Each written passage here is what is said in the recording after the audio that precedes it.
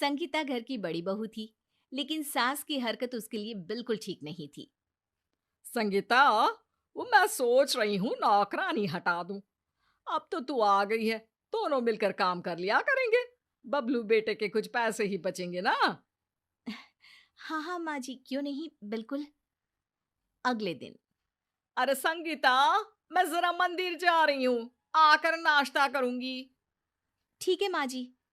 Sangeeta kitchen में जाती है तो याद आता है कि ये सारे गंदे बर्तन उसको ही साफ करने हैं, क्योंकि अब तो कोई नौकरानी नहीं आएगी। वो घड़ी देखती है। ओहो, माँ जी तो आधे घंटे में आ जाएंगी। कैसे करूं? ऐसा करती हूँ, जरूरी बर्तन अभी धो लेती हूँ, बाकी सासू माँ नाश्ता करके धो देंगी। बोल तो रही थी कि मिलजुल कर लेंगे। तभी सास की एंट्री हो जाती है। अरे बहू, बहुत भूख लग रही है, नाश्ता तैयार है ना? जी माँ जी। तभी संगीता का देवर आ जाता है। भाभी, नाश्ता दे दो ना, ऑफिस जाना है। हाँ भैया, बैठिए ना। संगीता दोनों को नाश्ता देती है कि तभी पति भी आ जाता है। संगीता, चाय बना दो। हाँ बहू, चाय तो मैं भी पी लूंगी। बेचारी बहू भाग भाग कर कभी चाय बनाती है तो कभी नाश्ता। माँ जी, मैं नहाने जा रही हूँ। नहाकर पूजा करके ही कुछ खा पाऊंगी। देर हो रही है, भूख भी लग रही है। किचन संभाल दीजिएगा। वाह, यही सिखाया है तेरी माँ ने कि सास को ऑर्डर दे। हैं? अरे साफ साफ सुन ले, काम तुझे ही करना है घर का। संगीता बेचारी क्या करती, चुपचाप किचन में जाकर पूरा काम निपटा कर नहा धोकर तैयार होकर किचन में कुछ खाने जाती ही है कि सास की आवाज आ जाती है। अरे खाना क्या तेरे मायके से आ रहा है? संगीता चुपचाप दिन का खाना बनाने में लग जाती है, लेकिन सास का सितम संगीता पर जारी ही रहता है। एक दिन, सुनिए ना, मैं सारा सारा दिन काम करके थक जाती हूँ। सासू माँ ने शुरू में कहा था कि नौकरानी हटा दो, मैं साथ में मदद करूंगी, लेकिन अब तो वो खाट को छोड़ती ही नहीं है।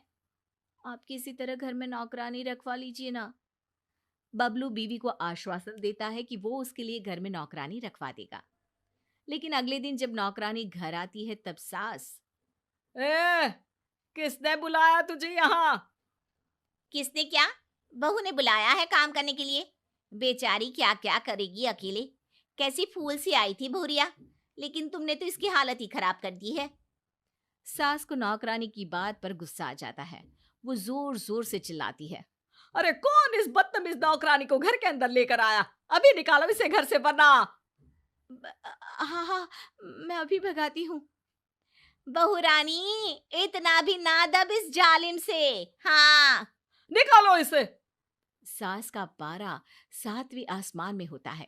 रात को जब बबलू ऑफिस से घर आता है। माँ, ये एक रिश्ता छोटे भाई डब्बू के लिए आया है। लड़की का नाम सीमा है, बहुत होशियार और समझदार है। सास संगीता की तरफ देखती है। हाँ हाँ, करवा दे शादी। इस बेवकूफ के बस की नहीं अब घर देखना।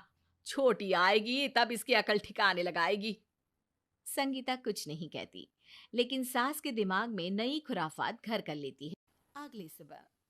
हाय रे, जल गई। इस संगीता ने तो मुझे जान से मारने की साजिश कर डाली। अरे क्या हुआ माँ? क्या हुआ माँ जी?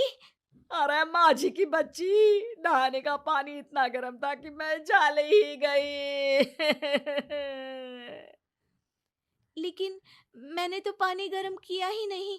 अरे झूठ बोलने में तो तू कमाल की है। वैसे भी अगले महीने डब्बू की शादी होते ही तुम दोनों अपना ठिकाना कहीं और ढूंढ लेना।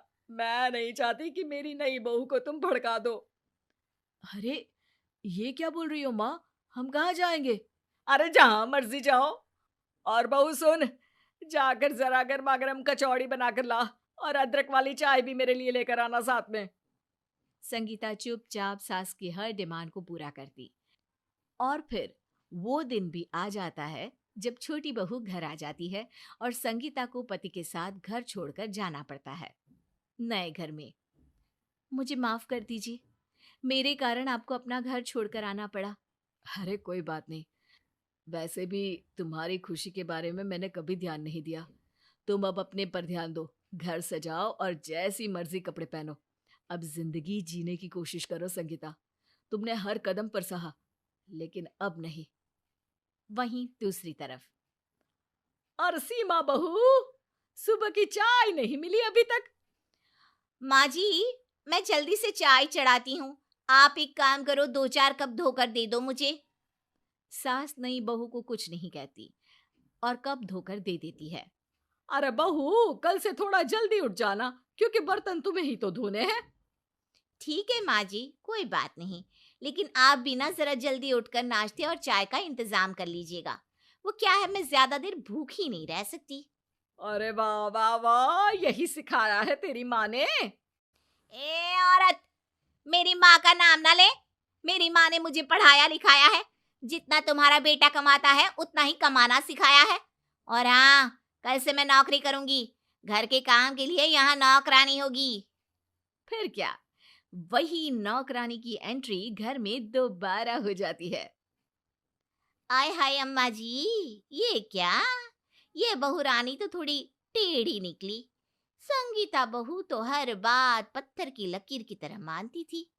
अरे चुप रह, क्या बकवास कर रही है? इसे भी मैं सीधा कर दूंगी।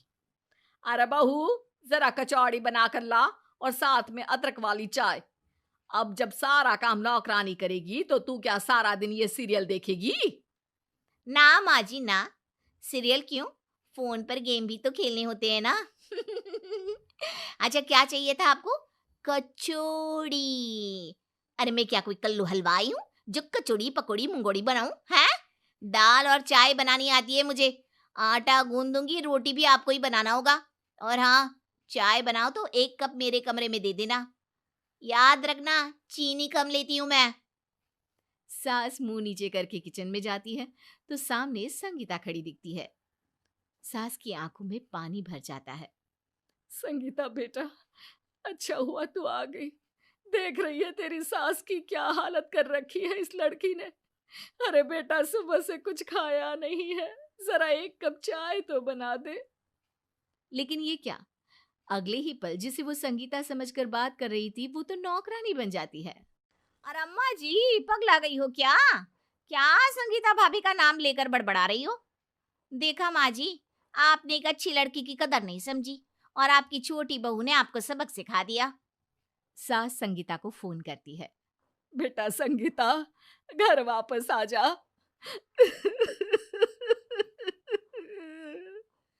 अरे माँ जी, आप रो क्यों रही हैं?